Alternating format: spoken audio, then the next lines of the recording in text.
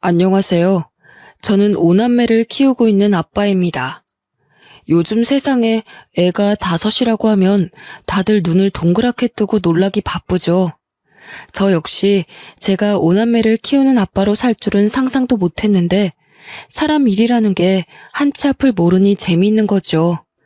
그간 많은 사연들을 접해봤었지만 아마 저처럼 허무맹랑하고 절망스러운 사연이 또 있을까 싶습니다.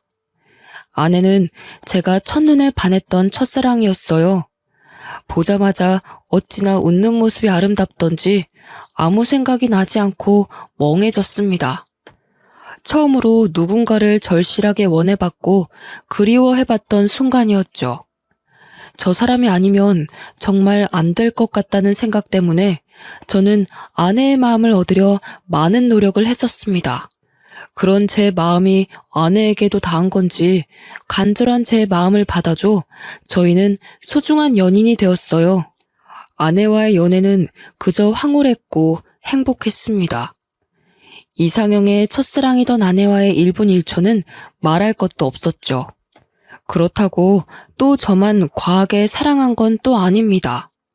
아내 역시 저 못지않게 제게 많은 사랑을 주었고 저희는 남부러울 것 하나 없이 행복한 나날을 보냈어요. 서로가 사회에서 성장해 나가는 모습들을 가장 가까이에서 지켜보며 응원을 해주며 사랑을 키워갔습니다. 긴 시간을 함께하던 끝에 저희는 결혼을 했고 첫사랑과의 결혼이라는 타이틀에 많은 이들의 부러움을 사게 되었죠. 긴 연애 끝에 한 결혼이었음에도 결혼 후 달라진 건 없었습니다. 여전히 아내를 보면 설레는 마음이 있었고 이 사람이 내 아내라는 게 믿기지 않을 정도로 참 좋았죠. 이렇다 보니 저희 부부는 사이가 정말 좋았고 동네에서도 지인들 사이에서도 유명한 인고 부부였습니다. 결혼 후 바로 아이가 생겼고 그 바람에 아내는 퇴사를 결정한 후 집에서 살림과 육아를 맡아줬어요. 분명 답답하고 힘들 법도 한데 제 아내는 오히려 밖에서 온종일 일하는 저를 더 걱정해줬고 많이도 챙겨줬습니다. 그 어린아이를 키우며 버겁고 힘들 텐데 단 한 번도 저녁 밥상을 대충 차려준 적이 없었죠. 그뿐 아니라 아침에도 손수 따뜻한 밥상을 차려주는 아내였습니다. 엄마로서도 아내로서도 100점이던 사람이었죠.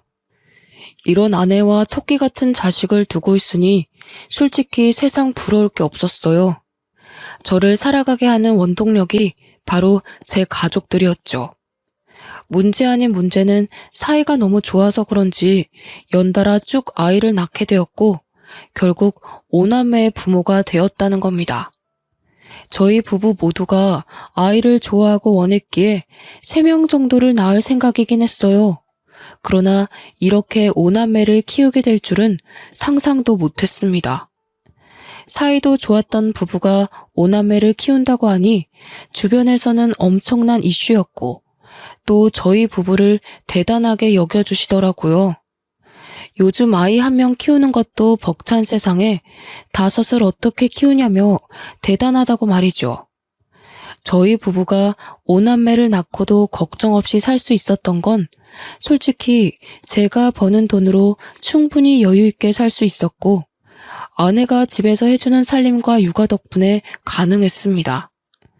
아내도 저도 각자 맡은 일에 최선을 다했기에 5남매를 키우는 건 솔직히 큰 문제로 다가오지 않았죠. 사실 아내에게 미안한 부분들도 많았습니다. 사업가로 승승장구하면서 가장으로서 역할을 다하느라 애들 곁에 늘 있어주는 아빠가 아니라서 가슴 한켠에는 늘 미안함이 있었죠. 그런 저를 보며 아내는 늘 말해줬습니다. 여보, 요즘 왜 자꾸 말끝마다 미안하다는 말을 하고 그래? 진심으로 미안해서 그렇지. 5남매 키우는 것도 벅찰 텐데 힘든 내색 한 번을 안 하고 군말 없이 살림에 육아에 다 해주니까. 여보, 그렇게 따지면 당신도 쉴 수 있으면서도 안 쉬고 우리 5남매 안 굶기려고 휴무도 없이 일하잖아. 그냥 그렇게 생각해봐. 나도 여보도 각자 역할에 최선을 다하는 거라고 생각해 봐봐. 비교하는 건 아니지만 다른 집 아내들 보면 독박 육아에 모내해서 힘들다고 하는데 당신은 어쩜 그런 게 없냐? 정말 고마워 여보. 에이, 솔직히 오남매에 나까지 먹여 살리려고 노력하는 무거운 당신 어깨만큼 힘들까? 나야 뭐 애들 보고 집에서 살림하는 게 전부인데 뭐. 당신이야말로 늘 고마워. 아내는 정말 외모만큼이나 마음씨도 훌륭했습니다. 이런 아내가 있으니 제가 더 열심히 할 수밖에 없었죠. 그렇게 아내와도 결혼 18년 차가 되었고 이맘때쯤 사업이 더 바빠져서 아내와 소통을 자주 못했습니다. 밤낮 없이 밀려오는 일들을 해결하는 게 꽤 힘들었어요. 이전에는 아무리 바빠도 아내랑 연락할 시간은 있었고 저녁에 잠깐이라도 집에 가서 밥 먹으며 가족들과 시간을 보내고 다시 나와서 일을 했는데 이제는 그럴 수도 없었습니다. 전국을 돌아다니는 일이 자꾸만 생겼고 마음이 쓰였죠.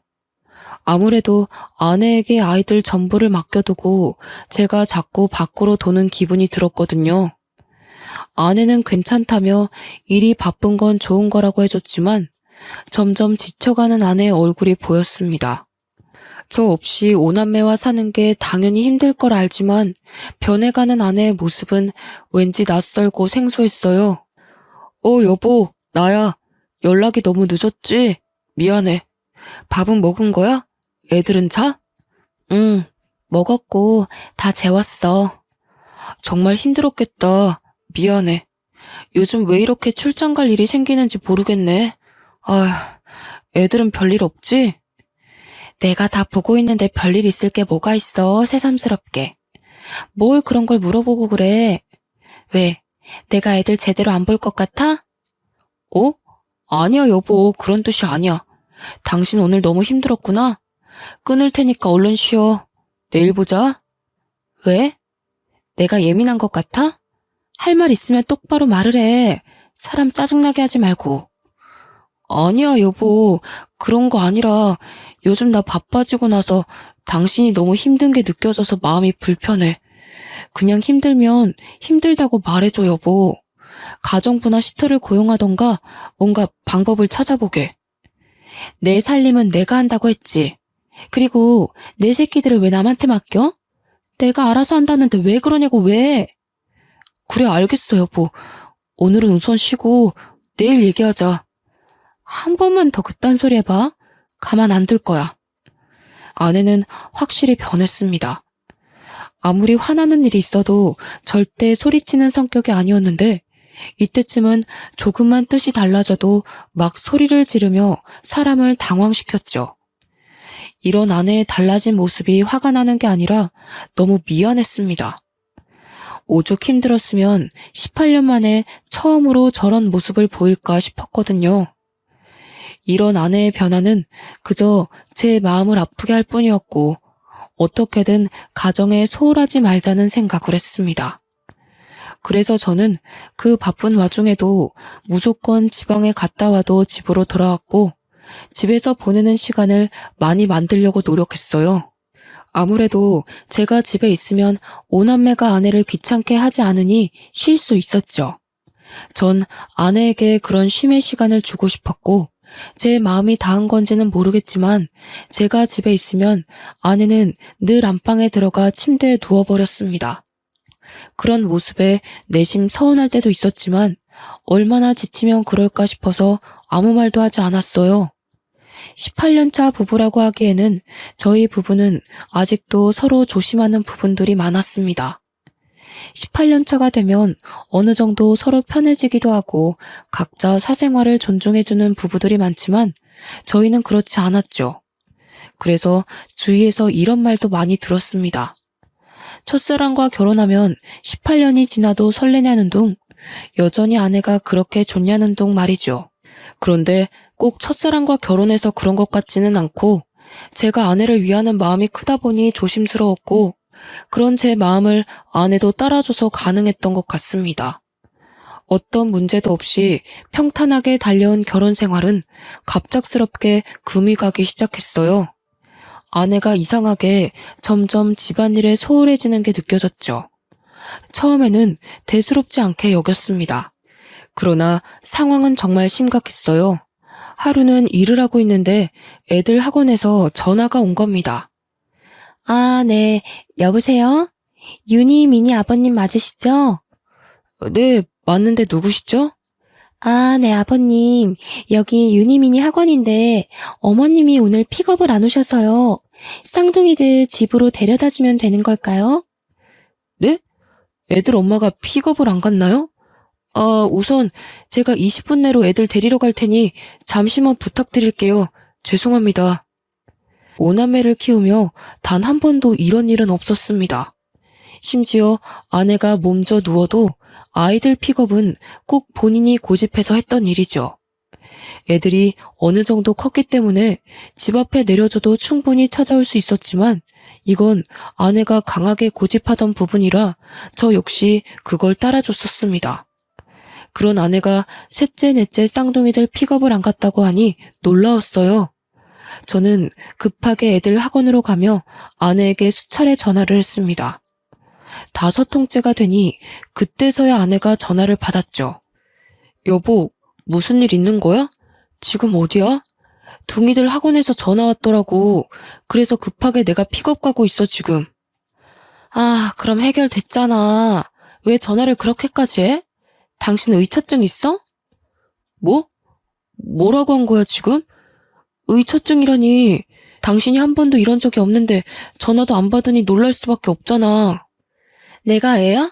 애도 아닌데 뭘 그렇게 걱정을 하는데. 나한테 집착 좀 하지 마. 숨 막혀 죽겠으니까. 당신 정말 말을 그렇게밖에 못해? 어떻게 그럴 수 있어? 그 짧은 시간 동안 내가 얼마나 걱정했는 줄 알아? 알겠다고. 근데 가고 있다며. 근데 어쩌라고. 뭐? 당신 정말 요즘 왜 그래? 힘든 게 있으면 말을 하라고 했잖아. 당신이 말하면 내가 안 들어주는 것도 아닌데 왜 자꾸 삐딱하게 나오는 거야? 아, 됐어. 그냥 나도 좀 놀고 싶고 쉬고 싶어서 그래. 됐니? 그냥 냅둬. 내가 알아서 할 테니까. 그런 무책임한 소리가 어디 있어. 당신이 놀고 싶고 쉬고 싶으면 애들 케어를 누가 해? 그러니까 내가 애들 시터 고용해서 맡기자고 했는데 그것도 싫다며. 그래놓고 애들 내팽개치고 놀고 싶다는 말이 나와? 더 할 말 없으니 그만 좀 떽떽거려. 짜증나 죽겠네. 이날은 결혼 생활 중 가장 잊을 수 없는 날로 기억되었습니다. 한 번도 못 본 아내의 여러 모습을 봤던 날이었죠. 급한 대로 애들을 픽업해 집으로 간 후 저는 생각이 많아졌습니다. 그제서야 바빠서 제대로 직면하지 못했던 집안 꼴이 보였어요. 늘 아이들 먹거리와 간식거리, 그리고 밑반찬으로 가득 차 있던 냉장고는 텅텅 비다 못해 음료수와 인스턴트로만 가득 차 있더군요. 그뿐 아니라 집안 상태는 엉망이었고 설거지는 가득했습니다. 그걸 하나하나 치우며 가까이에서 보니 집안 상태는 최악이었어요. 여기서 제가 충격을 받은 건 아이들끼리 하는 대화를 듣고였습니다. 첫째와 둘째는 고등학생, 중학생이라서 본인들 의견을 확실하게 말하고 표현할 수 있는 나이였죠.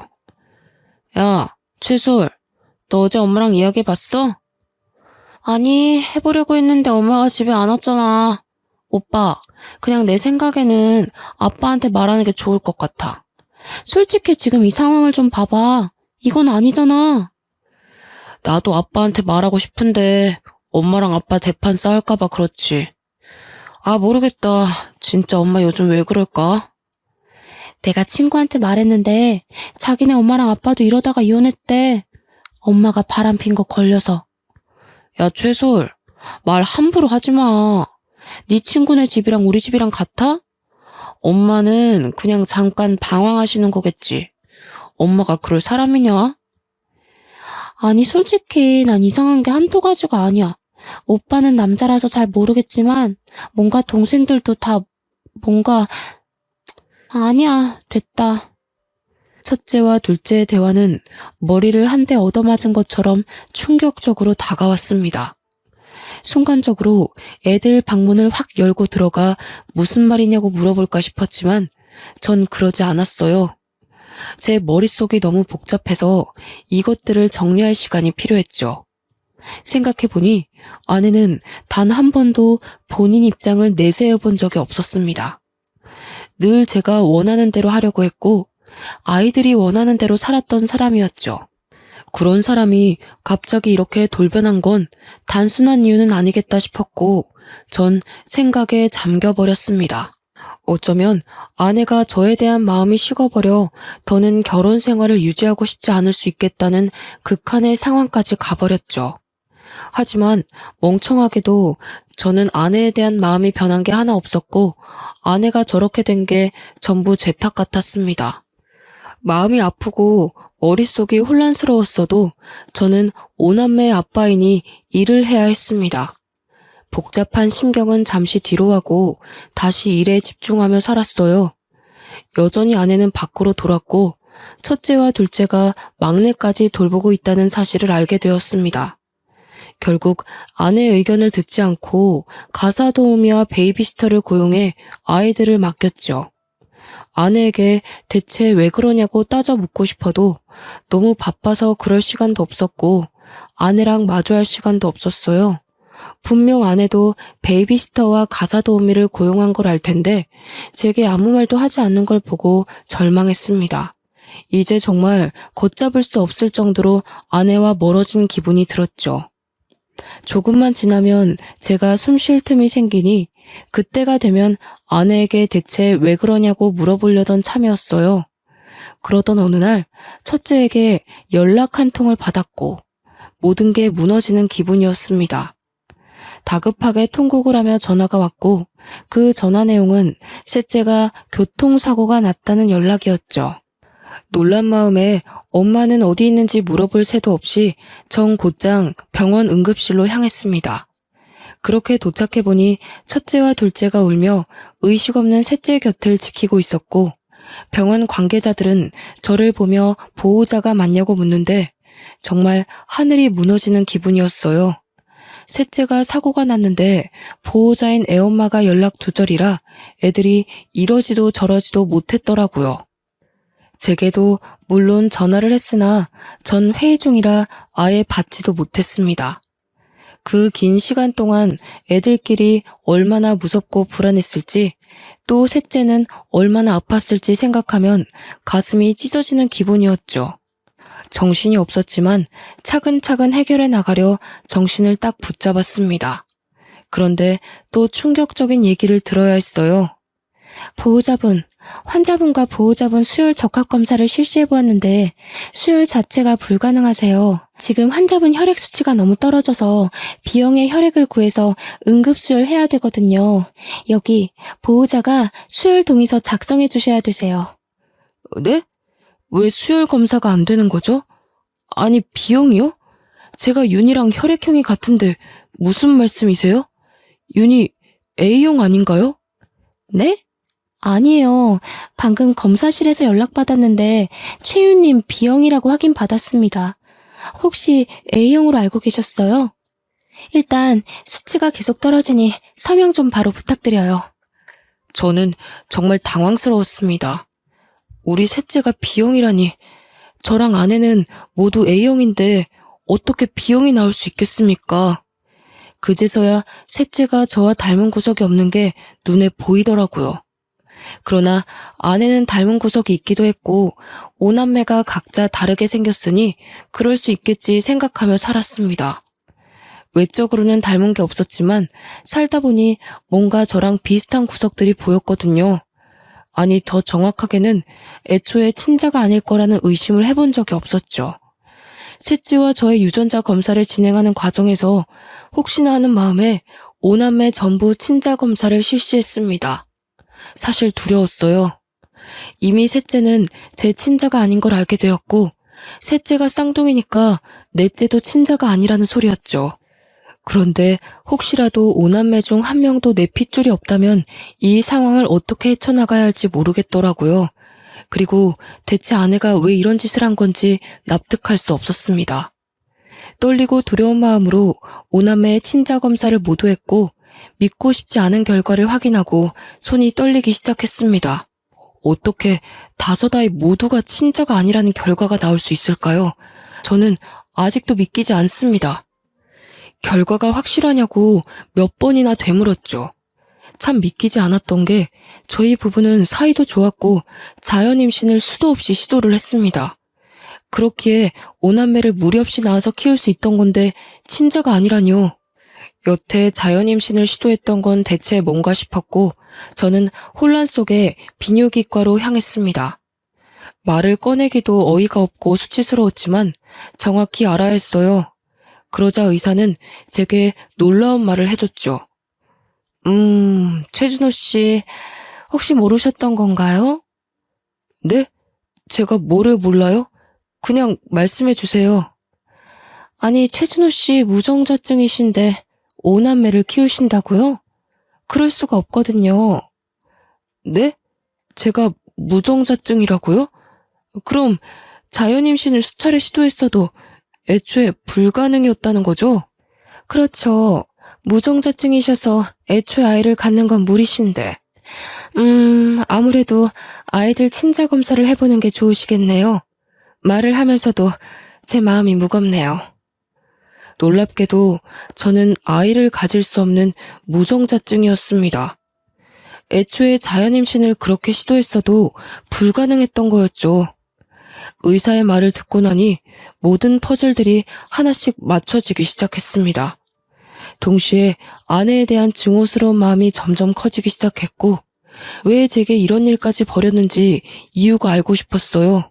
아내를 만나러 가기 전 생각을 정리할 시간이 필요했습니다. 그래서 부부 상담사로 일하고 있는 친한 지인을 찾아가서 그간 있던 일들을 모두 실토했죠. 나 무정자증이래. 그리고 우리 오남매 전부 내 친자가 아니라더라. 이번에 셋째 교통사고 나서 수혈을 해야 했거든. 그래서 내피 주려고 병원에 말했더니 친아빠가 맞냐고 하더라. 혈액형이 다르다고. 참, 뭐야?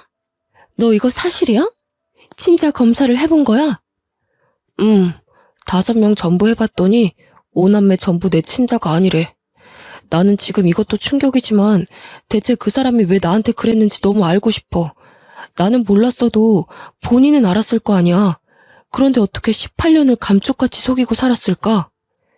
이건 보통 일이 아닌데? 너 괜찮냐? 하도 어이가 없고 충격적이라서 눈물도 안 나온다. 그냥 집사람이랑 대면을 해야 하는데 그 입에서 무슨 말이 나올까 무서워. 나랑 결혼 생활을 하는 내내 외도를 했다는 거잖아. 맞지? 준호야, 내 말 잘 들어. 우선 너 정신 똑바로 차려야 해. 알겠지? 집사람 분명히 불륜이니까 증거 똑바로 잡아야 해. 열받고 감정이 격해지겠지만 결국 이성 찾고 증거를 찾는 게 준호 네가 이길 수 있는 방법이고 복수할 수 있는 방법이야. 어떻게 증거를 찾아야 할지도 모르겠어. 그냥 머릿속이 백지처럼 새하얘. 내가 아는 탐정이 있거든? 내 지인인데 정말 합법적으로 증거 잘 찾아주니까 그쪽 도움 받아봐. 내가 말해둘게. 알겠지? 혼란스러워 아무 생각도 할 수 없었던 저였지만 지인의 도움으로 조금씩 자리를 잡아가게 되었습니다. 아내에게 왜 그랬냐고 당장이라도 따져묻고 싶었지만 지인과 대화를 해보니 증거를 찾는 게 우선이라는 생각이 들었죠. 그래서 열받고 분하지만 증거를 찾을 때까지는 입을 다물고 있기로 했어요. 솔직히 많은 생각이 들었습니다. 오남매 모두 아빠가 다른 건지 아니면 다 같은 아빠인 건지 이것조차 알 수 없는 상황이니 미치고 팔짝 뛸 노릇이었죠. 그렇게 하루하루를 내타며 그 결과를 기다렸고 드디어 아내의 화려한 비밀을 알게 되었습니다. 아마 제 사연을 읽는 분들도 많이 놀라실 텐데 차분히 말해볼게요. 아내에게 상간남은 총 4명이었습니다. 여기서 멈추지 않았던 충격은 이 4명의 상간남들이 전부 저희 집 맞은편 아파트에 살고 있었죠. 결국 애 5을 키우는 애엄마가 한 동네에서 5살림을 하고 있었다는 말인데 전 정말 쓰러질 뻔했습니다. 얼마나 간이 크면 어떻게 이런 짓까지 할 수 있었을까요? 더군다나 애들과 같이 사는 이 동네에서 그러고 싶었을까요? 증거를 찾아다 주신 탐정이 제게 이런 말을 했습니다. 제가 탐정일 10여 년 동안 하면서 이렇게 미친 여자는 처음 봅니다. 애엄마가 집 앞에서 5살림을 차린 건 진짜 처음 봐서 제가 며칠 내내 주의 깊게 본 거였거든요. 제가 착각했을까 봐요. 정말 5살림 맞나요? 증거를 받긴 했는데 아니 상식적으로 믿기지가 않아서요. 별꼴 다 보는 저도 황당한데 얼마나 놀라셨겠어요. 다른 거 다 필요 없고 얼른 이 증거로 상간남 소송 싹 다 해버리고 이혼하세요. 저 여자는 고쳤을 것도 없어 보입니다. 본인의 일이 저렇게 불륜 저지르는 사람들 증거를 찾아주는 일이지만 이런 수준은 처음 봤다며 많이 놀라더군요.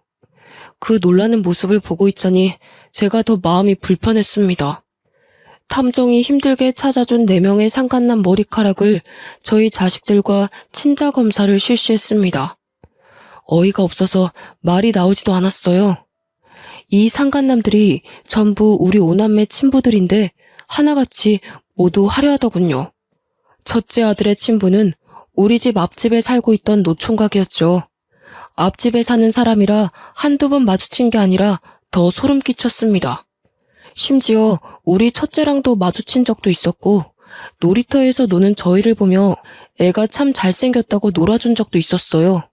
지금 와서 생각해보면 저랑 애만 빼고 둘은 아주 스릴 넘치는 짓거리를 하며 그 더러운 관계를 유지했더라고요. 첫째 친부의 정체를 알고 나자 온몸에 힘이 빠졌지만 아직도 들을 상간남들이 너무 많이 남아서 멍하니 들었습니다. 둘째 딸아이는 우리 집 윗윗집에 살고 있는 60대 유부남이라고 하더군요. 이 집은 제가 또 잘 알아서 눈물이 날 것 같았습니다. 60대 부부가 참 열정이 넘쳤고 자주 마주치게 되어 저희 집에서도 그 집에서도 함께 술자리를 자주 가졌었죠. 제가 형님, 형수님 하며 깍듯하게 대했고 서로 참 잘 지냈는데 어떻게 이런 일이 생길 수 있는 건지 모르겠더라고요. 심지어 아내가 둘째 임신했을 때 그 형님과 형수님이 저 대신 아내를 잘 챙겨주셔서 비싼 선물도 자주 해드렸었습니다. 그런데 지금 와서 보니 형님은 지혜를 임신한 아내를 챙겼던 거였죠. 저와 형수님을 제대로 기만한 거였습니다. 세상에 믿을 사람 하나도 없다지만 어떻게 이런 일이 있을 수 있을까요? 저는 둘째 친부의 정체를 듣고 참았던 눈물이 쏟아졌고 멘탈이 무너졌습니다. 더는 버틸 수 없었고 듣고 싶지도 않았죠. 그러나 너무 야속하게도 들어야 했고 알아야 했습니다. 셋째, 넷째, 우리 쌍둥이들 친부는 맞은편 아파트에 살고 있는 20대 건장한 청년인데 아마 눈마저 어떻게 불륜을 저지르다 애가 생긴 것 같았습니다. 그러다 관계가 유지가 되었던 것 같았죠. 이쯤 되니 아내의 능력에 무한한 박수라도 쳐주고 싶더군요. 마지막 우리 막내 친부는 아파트 헬스장에서 만난 30대의 몸 좋은 트레이너였는데 이건 제가 이어준 사이 같아서 절망했네요. 아내가 체력적으로 많이 힘들어하고 애들 보느라 답답해하는 게 마음이 불편해서 아파트 상가에 있는 헬스장이라도 가라고 돈까지 쥐어줬거든요. 가기 싫다는 아내에게 꼭 가서 운동하라며 다그쳤죠. 아내가 우울증이 올까봐 어디라도 나가서 조금 움직였으면 하는 마음이었는데 거기서 트레이너랑 눈이 맞아 막내가 태어날 줄은 몰랐죠. 노총각의 60대 유부남의 20대 청년의 30대 트레이너까지. 한 동네에서 이렇게 바람을 피는 것도 아주 대단하다 싶었습니다. 능력이 아주 좋은 거겠죠? 저는 자리를 깔아줘도 못할 것 같았거든요. 눈이 확 뒤집혔고 충격을 너무 많이 받아서 말도 제대로 못하고 있었는데 아내가 집으로 왔습니다. 한동안 외박도 말없이 하고 집안일은 아예 손을 떼버렸고 애들도 제대로 보지 않았죠. 아내가 오면 다툴 게 뻔했고 이 놀라운 사실을 애들이 듣기는 원치 않았습니다. 혹시 몰라 이웃집에 나눠서 애들을 맡겨뒀고 불 꺼진 집에 조용히 앉아있으니 아내가 놀라서 먼저 말을 하더군요. 아, 깜짝아. 뭐야, 집에 있으면서 인기척도 안 내고 불은 왜 다 끄고 있어? 애들은? 이게 뭐냐? 당신 눈으로 직접 봐봐. 아주 재밌던데? 뭐야? 당신, 나 미행이라도 한 거야? 어떻게 이 사진들이 다... 내가 시간이 남아 돌아? 이딴 더러운 짓 하는 아내 미행이나 하고 다니게? 너 정말 화려하더라. 너무 더러워서 말도 못 꺼내겠다. 노총각의 60대 유부남의 20대 남자의 30대 트레이너까지. 당신 대단하더라. 여보, 그게 내가 다 설명할 테니까 기회를 줘. 응? 무슨 설명이 필요해. 애 5을 낳은 엄마가 한 동네에서 5살림을 하고 있었는데. 안 그래? 나 하나만 좀 물어보자. 나한테 대체 왜 그런 거냐?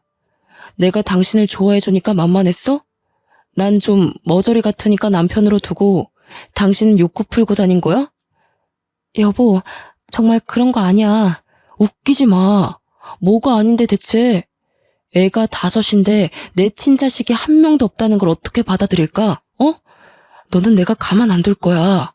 날 기만한 죄도 있지만 5남매들 인생도 꼬이게 한 죄값 내가 받게 해줄 거라고. 애들이 당신 실체를 알아봐. 얼마나 충격 먹겠냐? 어? 나도 애들이 누구 애인지 몰랐다고. 한두 명이어야 나도 계산하지. 한 명도 당신 친자가 없는 건 나도 몰랐다고. 아, 물론 섞인 건 알았지만 진짜 몰랐다고 나도. 미친 소리 하고 있네. 당신이 사람이냐? 짐승이지. 입이라도 다물고 있어. 추하다 당신. 아내와 대화를 했지만 역시 말 같지도 않은 소리를 하며 저를 더 열받게 했습니다. 애들 아빠가 섞인 건 알았지만 누가 누구 아이인 줄 몰랐다는 말을 듣고 충격을 받을 수밖에 없었죠. 거기다가 친자가 하나도 없을 줄 몰랐다는 말에 전 기함을 토했습니다. 더는 아내를 상대하고 싶지도 않았고 저는 정신을 바짝 차리고 아내에게 복수를 했어요. 저렇게 개념 없는 아내에게도 약점이란 게 있었습니다. 바로 교수인 장인과 교감인 장모였죠. 워낙에 엄격하신 분들이라 이 사실을 알면 제가 뭘 하지 않아도 난리가 날 걸 알고 있었고 그걸 노렸어요. 장인 장모님께 드릴 말씀이 있어서요. 거두절미하고 이 사진들 좀 보세요. 자네 지금 이게 뭐 하는 겐가? 갑자기 찾아와서 무슨 이런 흉측한 사진들을. 이거 지금 우리 아영이가 맞나? 어? 바른 대로 말해보게. 네, 맞습니다. 저희 동네에서 5살림을 하고 있었더라고요. 우리 첫째 아빠는 앞집 총각이고 둘째 아빠는 윗윗집 60대 유부남입니다. 그리고 둥이들 아빠는 맞은편 아파트 20대 남자고 막내는 아파트 헬스장 30대 트레이너예요. 한마디로 제 자식은 하나도 없다는 말입니다. 뭐야? 이게 사실인가 자네? 네, 사실이죠. 곧 그 사람도 올 겁니다. 제가 미리 선수 쳐서 온 거예요. 제가 이걸 보여주니 미안하다고 비는 것도 아니라 뭐라는 줄 아세요?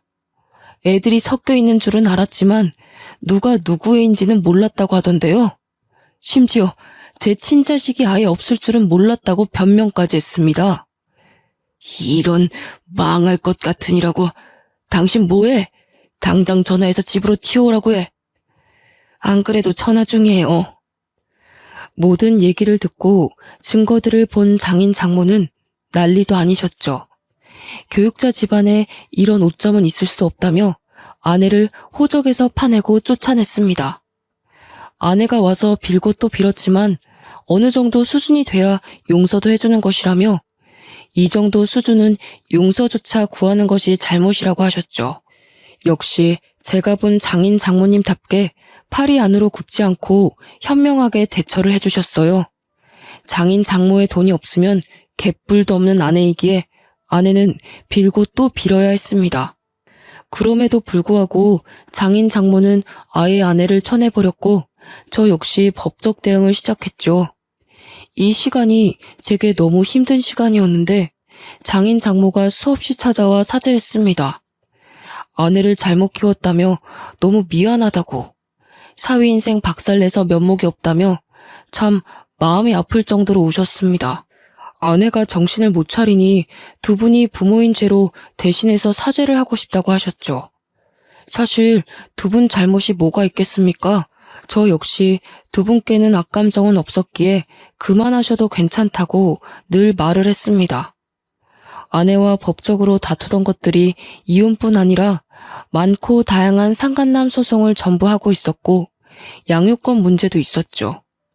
사실 제 친자는 하나도 없는 우리 오남매는 아내가 키우는 게 맞긴 합니다. 그러나 저런 능력도 없는 아내에게 오남매를 보내고 싶지 않았어요. 애들 미래가 어떻게 될지 뻔히 보였습니다.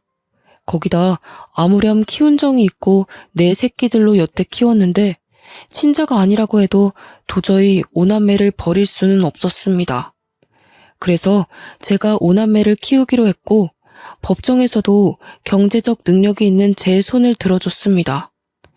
여기서 오남매의 의견도 물어봤는데 어느 정도 사실을 알게 된 오남매 모두가 저와 함께 살고 싶다고 의견을 냈죠. 긴 싸움 끝에 아내에겐 위자료를 받고 이혼을 끝냈고 상간남 소송도 전부 승소해 위자료를 아주 두둑하게 챙겼습니다. 우픈 얘기지만 상간남이 많으니 위자료만 해도 억소리가 나더군요. 거기다 아내는 제게 오남매 양육비를 매달 줘야 했기에 막막할 겁니다. 경력 단절에 능력 부족인 아내가 무슨 일을 할 수 있을까요? 큰 사건을 겪었고 슬픈 진실을 알게 되었던 저와 오남매는 오히려 이전보다 더 돈독해졌습니다. 누구 자식들인지 충격이 컸을 텐데 더 씩씩하게 지내줘서 참 고마운 거 있죠? 아내와 살았던 기억을 전부 잊어내고 싶었고 5살님이나 차린 그 동네에서 오남매와 살기 싫었기에 저희는 기회 삼아 더 좋은 집으로 이사를 했어요. 이사 후 이모님들 도움을 받아서 살림과 아이들 양육을 하고 있지만 또 큰애들이 동생들을 잘 돌봐주기도 해서 저는 걱정 없이 돈을 벌고 있습니다. 그리고 끝까지 사죄하시던 장인 장모님이 아내는 버렸지만 오남매와 저를 놓지는 못하셨어요. 제가 일이 바쁜 것도 알고 오남매를 엄마 없이 키우려면 얼마나 신경을 많이 써야 하는지 아셨기에 따뜻한 손길을 내밀어 주셨습니다. 간혹 이모님들이 사정이 있거나 하면 두 분이 오셔서 오남매를 봐주시기도 하고 오남매 각자에게 통장도 지어주시고 노력을 많이 하고 계세요. 처음에는 아예 연을 끊어버리고 싶었으나 두 분에게는 애틋한 손주들이라 그럴 권리는 없다고 판단해서 아내와 절대 접촉하지 않는 조건으로 허락을 했습니다.